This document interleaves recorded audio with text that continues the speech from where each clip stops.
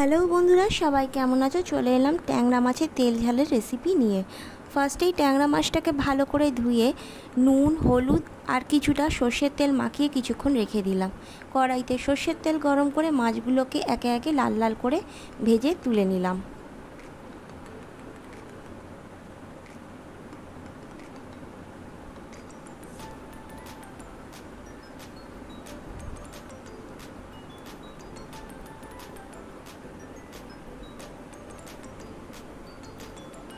মাছগুলো ভাজা হয়ে গেলে ওই মাছ ভাজার তেলের মধ্যে কিছুটা কালো জিরে আর একটা শুকনো লঙ্কা ফোড়ন দিয়ে দিলাম।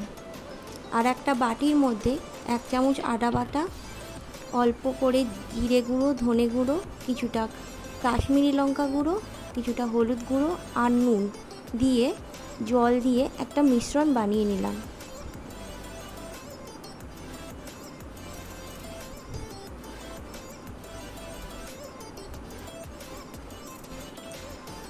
এরপরে টমেটো কুচি দিয়ে ভালো করে নাড়াচাড়া করে দিলাম আর তার সাথে কিছুটা নুন অ্যাড করে দিলাম।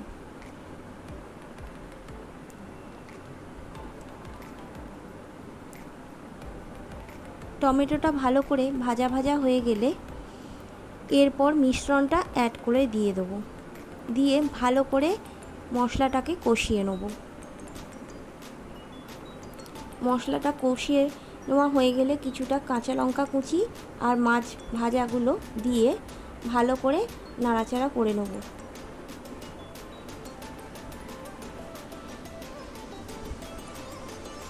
এরপর কিছুটা জল অ্যাড করে দিয়ে সামান্য নুনও দিয়ে দিলাম।